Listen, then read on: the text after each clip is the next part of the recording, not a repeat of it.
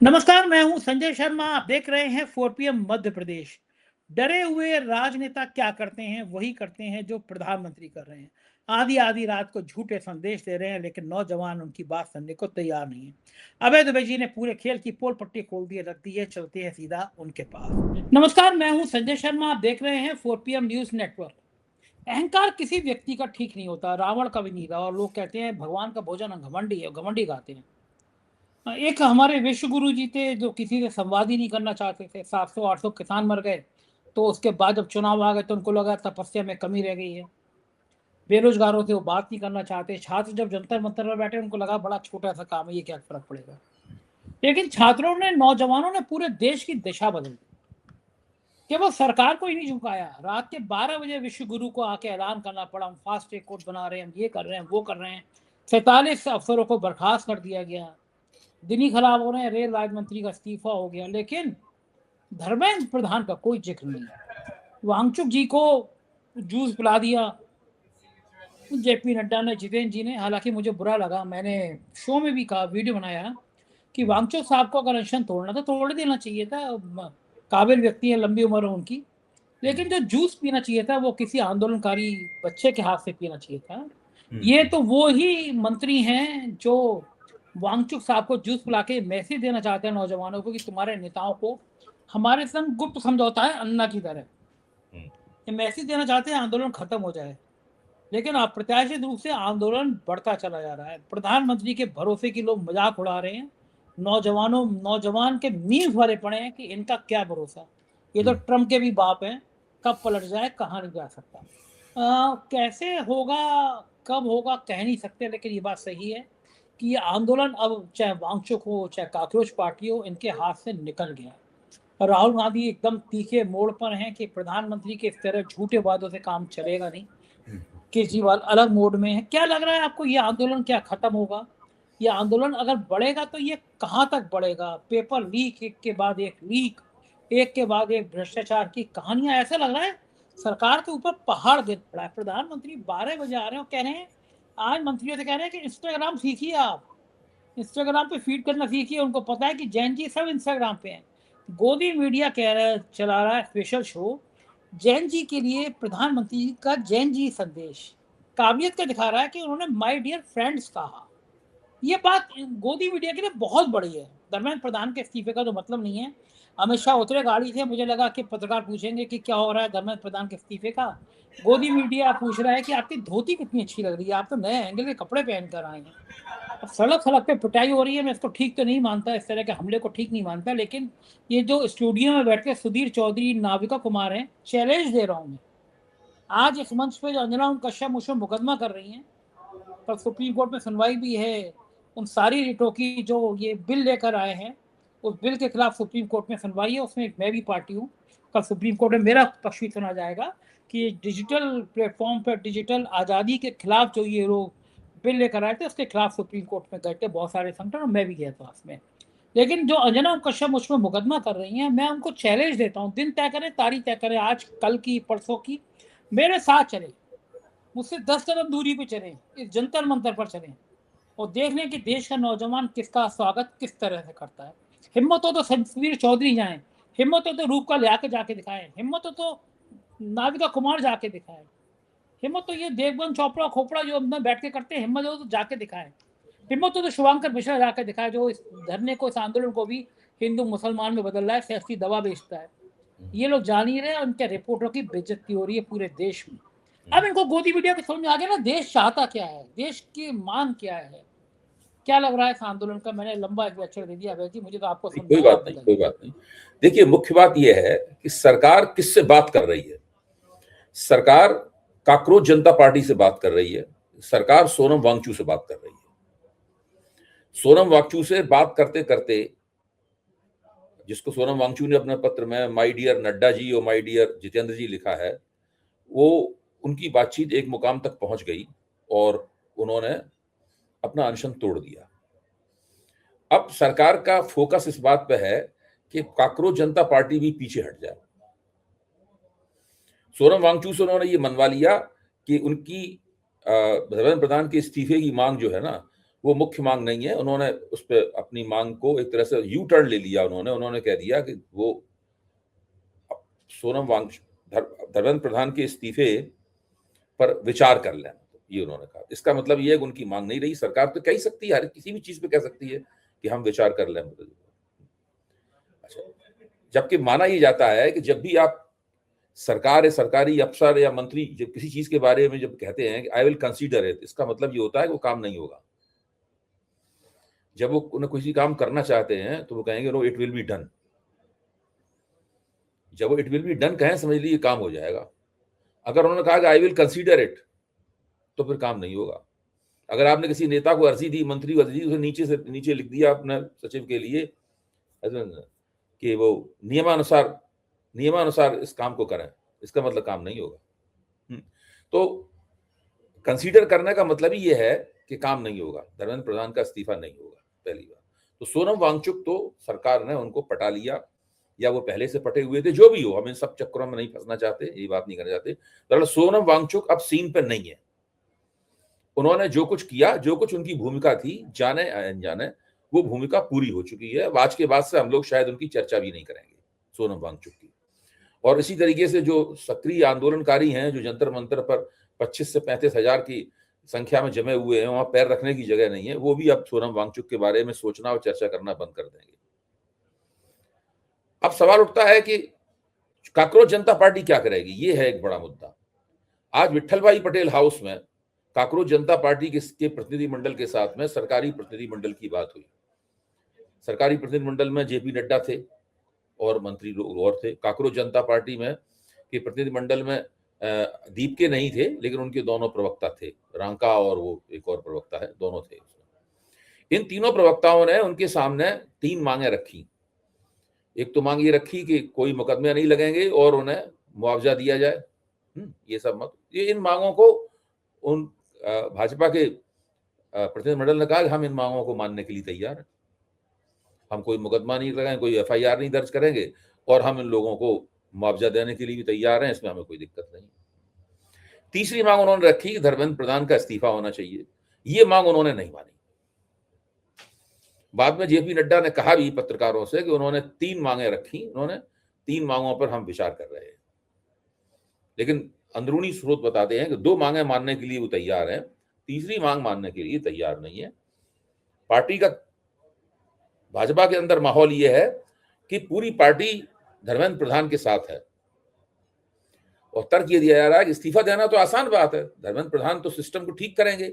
उन्होंने देखिए नीट की परीक्षा करवा दी और कामयाबी से करवा दी, और रिजल्ट भी निकल गया, और लड़के जो बच्चे थे वो अपनी अपनी पढ़ाई लिखाई में वापस भी चले गए। तो इस्तीफा वो क्यों दें? इस्तीफा देने की तो कोई तुक नहीं है, इस्तीफा देने से तो कोई समस्या हल नहीं होगी। और इस प्रकार के घिसे पिटे पुराने, आप जानते हैं, इस प्रकार के तर्क दिए जाते हैं। मतलब एक नैतिकता का तकाजा होता है कि आप इस्तीफा दें या ना दें, लेकिन इस्तीफा देने का प्रस्ताव करें। अगर धर्मेंद्र प्रधान ये कहें कि मैं इस्तीफा देने के लिए तैयार हूं, फिर मोदी जी या उस पार्टी की तरफ से आएगा कि नहीं, आपकी इस प्रस्ताव की इज्जत करते हैं, आपकी प्रशंसा करते हैं, लेकिन हम नहीं चाहते कि आप इस्तीफा दें, हम चाहते हैं कि आप शिक्षा प्रणाली को सुधारें, ये करें, वो करें। ये सब भी ड्रामा करने के लिए तैयार नहीं है, इतना नाटक करने के लिए भी तैयार नहीं है। धर्मेंद्र प्रधान इस्तीफा नहीं देंगे, ये बिल्कुल अब तकरीबन फाइनल, अंतिम बात हो गई है। अब गेंद जो है वो कांग्रेस जनता पार्टी की पाले में है कि वो अब क्या करेगी, क्योंकि मौके पर आंदोलन के मंच पर तो कांग्रेस जनता पार्टी बैठी हुई है। अगर कोई संस्था बैठी हुई है तो कांग्रेस जनता पार्टी बैठी हुई है। अब ये दीप के वहां जमे हुए हैं, गीतांजलि जो उनकी पत्नी है सोनम वांगचुक की, वो जमी हुई हैं, और उनके प्रवक्तागण जमे हुए हैं, और वो सब, और कुछ इधर उधर के लोग भी होंगे। कांग्रेस वहां मंच पे नहीं है, लेकिन ऐसा सुना गया है कि कांग्रेस इस आंदोलन की हेल्प भी कर रही है, मदद भी कर रही है। खुद सोनम वांगचुक वगैरह ने एक बयान भी दिया है कि कांग्रेस सेवा दल के लोग हमारे लिए खाने पीने का इंतजाम कर रहे हैं, सब कर रहे हैं, मतलब इसलिए हमारे उनके बीच में कोई मतभेद नहीं है, इसलिए हम दोनों को लड़ाने की कोशिश न की जाए, ये उन्होंने कहा। तो ये कुल मिला के सीन ये बन रहा है वहां पर। अब सवाल सबसे बड़ा यही है कि कांग्रेस जनता पार्टी करेगी क्या। देखिए, कांग्रेस जनता पार्टी सुपरिभाषित अर्थों में एक पार्टी नहीं है। उसके पास कोई अपना आला कमान या उसकी कोई शाखाएं वाखाएं, ये तो नहीं है। ये तो इंस्टाग्राम जनित एक समूह है लोगों का जो अपने आप को काकरोच कहते हैं। और भारतीय जनता पार्टी के कुछ मंत्री वगैरह बहुत आक्रामक हैं। आज मैंने पीयूष गोयल का एक वक्तव्य पढ़ा, देखा मैंने, इसमें पीयूष गोयल बहुत गुस्से भर कह रहे थे कि मैं तो मोदी जी को यह परामर्श दूंगा कि वो 2-3 काकरोचों को लटका दें, सरेआम लटका दें। मैं तो मोदी जी को परामर्श ये दूंगा कि वो 2-3 काकरोचों को सरेआम लटका दें। जो काम उन्होंने गुजरात में किया था वो यहां ही करें, वैसे ही इन सब की दम निकल जाएगी, ये सब भाग जाएंगे। ये उनका वक्तव्य है पीयूष गोयल का। दूसरा वक्तव्य धर्मेंद्र प्रधान का हम जानते ही हैं, जो कह रहे हैं कि ये सब दहशतगर्द हैं। एक मोदी जी का भी वीडियो चल रहा है, वो नहीं जो उन्होंने इसमें कहा था कि हम नया कानून पास करेंगे, तो उस कानून को भी आज कैबिनेट की मीटिंग में उस कानून के मसौदे को पास कर दिया गया। सोमवार को वो संसद में वो कानून रखा जाएगा, पर्चा लीक के खिलाफ वो कानून आएगा। तो मोदी जी सीन ये बनाना चाहते हैं अपनी तरफ से कि पर्चा लीक की समस्या के खिलाफ हम जितना कर सकते हैं सब कर रहे हैं। सबसे पहले हमने परीक्षा करवा दी, कामयाबी से परीक्षा करवा दी। अब हम भविष्य में ये ना हो, इसके लिए हम एक बहुत कड़ा कानून बना रहे हैं जिसमें हम जबरदस्त सजा का प्रावधान करेंगे, और जो पर्चा लीक में पकड़ा जाएगा उसको हम उल्टा लटका देंगे वगैरह वगैरह। ये सब ये करके वो दिखाना चाहते हैं कि हमने कोई अपनी तरफ से कमी नहीं छोड़ी। एक गलती हो गई, पर्चा लीक हो गया, अब हम आगे नहीं होने देंगे, पर्चा लीक ले हमने इतना तगड़ा कानून बना दिया। ये सब पूरा सीन वो सोमवार को सदन में पर्चा लीक खिलाफ कानून को रखेंगे। फिर देखें विपक्ष का क्या रुख होता है। वहां गेंद राहुल गांधी के पाले में होगी। भाई, पर्चा लीक के खिलाफ अगर कानून बन रहा है तो अब विपक्ष क्या उसका विरोध करेगा? विपक्ष क्या करेगा? विपक्ष उसका समर्थन करेगा, या विपक्ष समर्थन करते हुए सरकार को घरे आएगा, वहां पर सरकार की खिंचाई करेगा? जब कानून पे बहस होगी तो उसके ऊपर विपक्ष को बड़ी बड़ी बातें बोलेगा, अपने भाषण देगा। अब देखिए क्या होता है सोमवार को। अच्छा, तो अब युद्ध जो है ना, जब जैसे कानून पेश होगा, युद्ध जंतर मंतर से हटकर सदन में पहुंच जाएगा युद्ध। तो सदन में राहुल गांधी लड़ेंगे और मंच पर यहाँ पे काकरोच जनता पार्टी के लोग बैठे हुए हैं। तो अभी तो ये आप समझ लीजिए कम से कम मुझे लगता है कि 1 हफ्ते तक ये रस्साकशी चलने वाली है। कल शनिवार है, परसों इतवार है, नरसों 3 दिन तो समझ लीजिए यही हो गए। फिर उसमें बिल के ऊपर विचार होगा वगैरह, बिल की कुछ बातों की आलोचना भी कड़ी होगी। विपक्ष को जब बिल दिया जाएगा, विपक्ष को मसविदा दिया जाएगा बिल का। पहले तो 1 हफ्ते पहले इस तरह के कानूनों का मसविदा दिया जाता था, अब तो उसी दिन देते हैं सवेरे। ये लोग तो देते ही नहीं पहले। तो उस दिन विपक्ष पढ़ के तय करेगा कि इसमें भाई कौन कौन सी चीजें बहुत आपत्तिजनक है, या बहुत तानाशाही पूर्ण है, या काला कानून है, क्या नहीं है। देखते उस बात को, क्या सा कानून होता है कुछ पता तो है नहीं हम लोगों को, विपक्ष को भी नहीं पता है। तो अभी पूरा आंदोलन इस मुकाम पर खड़ा हुआ। अब इस आंदोलन का एक और पक्ष है जिसकी चर्चा हम नहीं कर पा रहे हैं, क्योंकि हमारा सारा फोकस जंतर मंतर पे हो जाता है, सारा फोकस सरकार पे हो जाता है, सारा फोकस काकरोच जनता पार्टी पे हो जाता है, सारा फोकस राहुल गांधी पे हो जाता है। वो दूसरा पक्ष है, उसकी थोड़ा रिपोर्टिंग कराना जरूरी है संजय जी। और वो पक्ष ये है कि देश के विभिन्न कोनों में बिना काकरोच जनता पार्टी की उपस्थिति की, काकरोच जनता पार्टी की तो शाखाएं हैं नहीं। कांग्रेस आधिकारिक रूप से आंदोलन चला नहीं रही है। ये कांग्रेस तो छात्रों की गूंज वगैरह वो कार्यक्रम चला रही है, एनएसयूआई का। इस तरह के प्रतिरोध प्रदर्शन जो हैं वो देश के विभिन्न बड़े बड़े शहरों में और छोटे शहरों में, यहां तक कि ग्रामीण इलाकों में भी ये फूट पड़े। तो इस तरह आंदोलन का ये जो प्रसार हुआ है, ये प्रसार मोदी जी के लिए और मोदी जी और सरकार में लोग बैठे हुए उनके लिए बहुत ही चिंताजनक है। अब उन्हें केवल जंतर मंतर नहीं खाली कराना है, अब उन्हें केवल काकरोच जनता पार्टी से उस तरह का आश्वासन नहीं लेना है जैसा कि उन्होंने सोनम वांगचुक से लेने में कामयाबी हासिल की। अब दरअसल उन्हें ये जो 18 साल से 30 साल तक के बीच की पीढ़ी के लोग हैं, जो देश में 47% हैं, उन लोगों के दिमाग से आंदोलन करने की धुन, प्रतिरोध करने की धुन कुछ शिक्षा व्यवस्था में परिवर्तन करने का जज्बा ये निकालना है सरकार को, आरएसएस को। और ठीक बात, जो इधर वो जो कैसे है निकालेंगे ये सवाल है। वो मुश्किल है। सोनम वांगचुक ने वीडियो जारी करके किया है, कहा है कि मेरे अनशन तोड़ने पर सवाल पैदा हो रहे हैं, मैं 26 दिन भूखा रहा, 11 किलो वजन कम हो गया, मुझ पे संदेह किया जा रहा है। लेकिन मेरा सवाल ये है कि अगर आपको जो अनशन तोड़ना था तो वो आपको बीजेपी के मिनिस्टर के हाथों से जूस क्यों पीना था? राजनीति में ईमानदारी होनी नहीं चाहिए, दिखनी भी चाहिए। वो भारतीय जनता पार्टी क्या, अगर आप संजय है क्या, अगर आप सोनम वांगचुक और इस अनशन का निकट इतिहास देखें तो आप पाएंगे कि सोनम वांगचुक शुरू से ही 2 घोड़ों की सवारी कर रहे थे।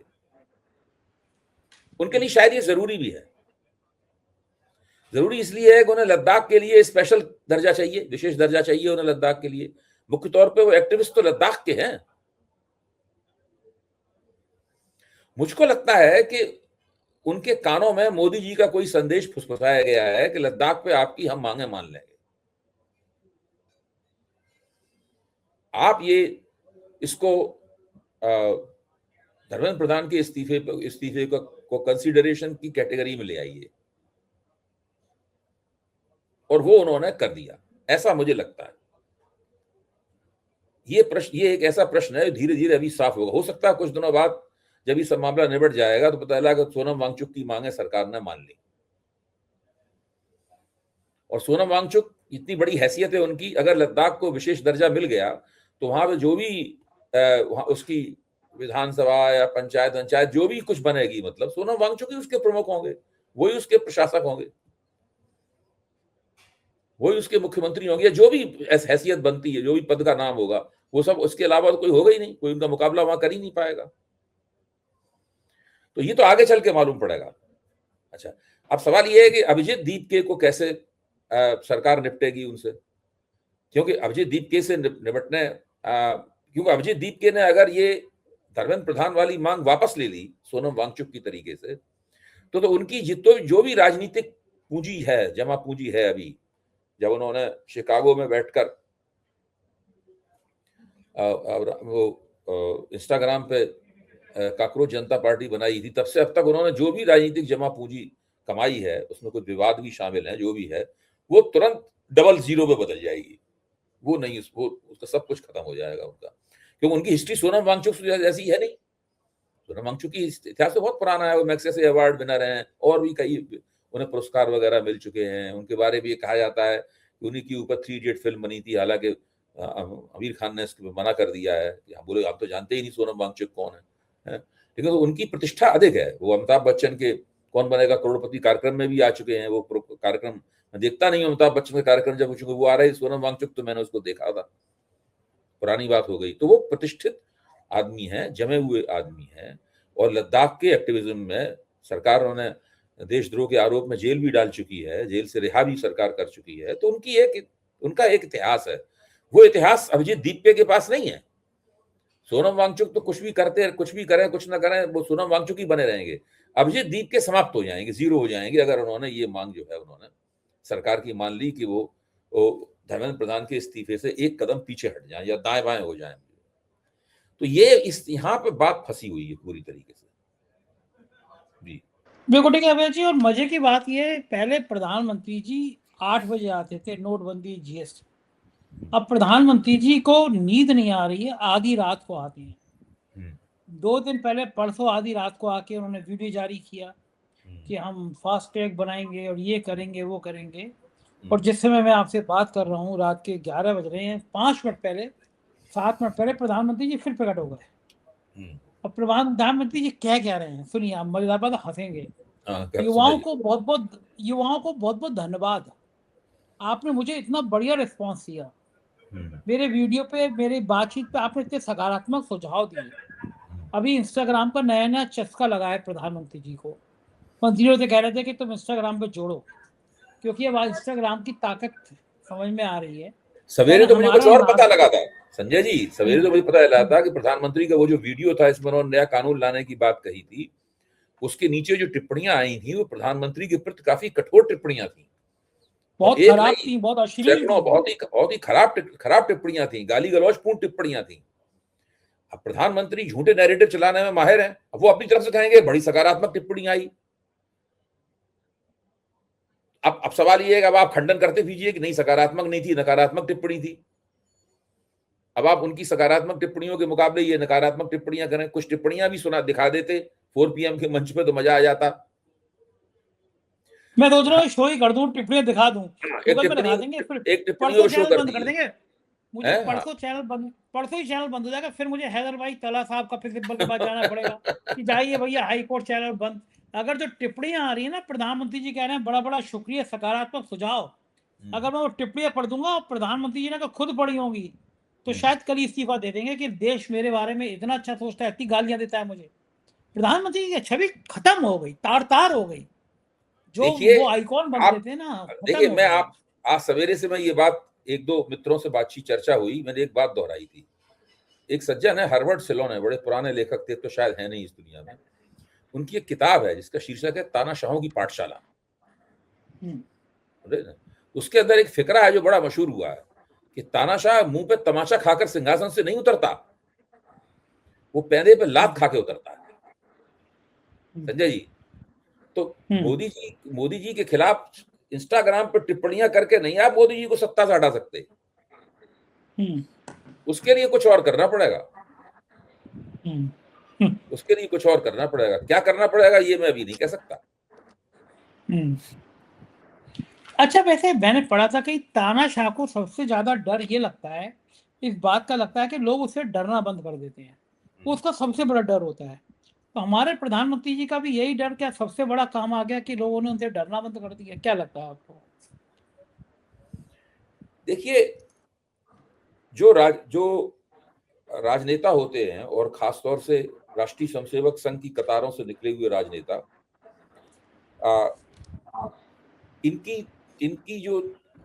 इनका जो तिकड़मी किरदार होता है, वो पहले भी मैं मानता था कि ये लोग बड़े तिकड़मी किस्म के होते हैं, लेकिन नरेंद्र मोदी राष्ट्रीय स्वयंसेवक संघ से निकले तिकड़मी नेताओं की कतार में देखा जाए तो वो शीर्ष पे हैं। और शीर्ष भी कैसा है कि वो नंबर 1 पे हैं और पीछे 10, 20, 50, 100 नंबर तक कोई और है नहीं। वो सुपरस्टार हैं तिकड़मी राजनीति के। क्या क्या बात सोचते हैं, क्या क्या करते हैं, कौन कौन सी तिकड़म करते हैं, कब बोलना है कब नहीं बोलना है, कहाँ करना क्या करना है। अब आप खुद ही कह रहे हैं कि रात रात में उनका लगातार वो सोच रहे हैं, लगातार उनका दिमाग काम कर रहा है कि कैसे इस मामले को जो है वो बिखराया जाए। मैं मानता हूं कि भाजपा जिस मोर्चे पर खेल रही है इस वक्त, वो मोर्चा है दिल्ली का, लेकिन ये मोर्चा दरअसल सारे देश का हो गया है। उस मोर्चे पर कैसे खेलेगी भाजपा, ये देखने वाली बात होगी। बिल्कुल ठीक बात है, एक बड़ा आंदोलन तैयार हो गया। बहुत बहुत शुक्रिया अभय जी, आपने मुझे समय दिया, बातचीत की, थैंक यू। ये थे अभय दुबे जी और पूरी कहानी सुनी। मोदी जी इस समय सबसे ज्यादा डरे हुए हैं। 12 सालों में इतना डर नहीं लगा उन्हें जितना अब लगा है। इंस्टाग्राम के जरिए एक बड़ा खेल खेलने जा रहे हैं, लेकिन ये नौजवान ही आपके बाप हैं। आप इनको कच्चा मत समझिए, आप इनको बच्चा मत समझिए। जानते हैं कि किस तरह से करोड़ों अरबों रुपए सोशल मीडिया पर लगा दिया गया है इंस्टाग्राम की ब्रांडिंग पर, लेकिन नौजवानों की ताकत इससे कहीं ज्यादा बड़ी है। सोशल मीडिया पे पोल खुल चुकी है विश्व गुरु की। आप क्या सोचते हैं बताइएगा जरूर।